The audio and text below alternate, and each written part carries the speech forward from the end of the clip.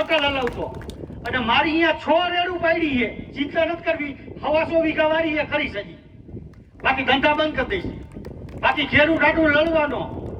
અને મંત્રી શ્રી મારા ભાઈ આજે જ બોલ્યા હતા કે ખેડૂતને 80 લાખ દઈ દે. 80 ને આ કાવડના કેટલા દીએ? આનું ભાડું કેટલું દીએ? તો આને કાઢો, માયાથી જ દૂર જ કરો. એટલે આપણે કોઈને કઈ મજીરા વગેરે આ સરકાર કોઈને દી એમ નથી. અને હે પાછું પ્રાઇવેટ ને સરકાર ઉપર લઈને બેઠી આવી રે.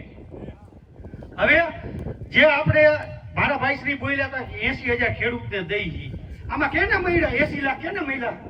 હાથ ઊંચો કરો તો. હવે એમને નાખી ગયા, કાંઈ દીધું નથી, એમને કરી ગયા ખેતરમાં અમારા દીકરા. અને 80 નથી જોતા, અમારે 4 લાખ કરોડ રૂપિયાનું નુકસાન અમે છે ખેતરમાં. હિસાબ કરાવશે આ એક થાંભલો નાખે એટલે એ ખેતરની કિંમત ઘટી જાય 50%. અને તાર આવે ને એને નીચે તો કોઈ બેનું કોઈ કઈ કામ કરી રાખવાના નથી. જો 265 જો હેઠે લેમ્પ થાય ને લક્ષ્મીનગર, તો અહીંયા તો 765 ની લાઈન છે.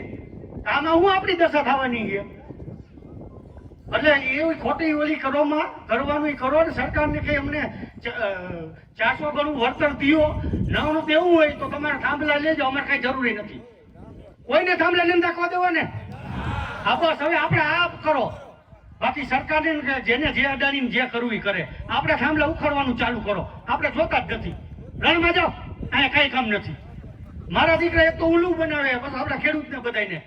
હા ઓલું શું કે ઓલું મંત્રી ઓલું એમઆરસી કરીને 3 ગામમાંથી ગોતે, જે નું હાલતો ને એવાનું ગોતે આવતા રહ્યો.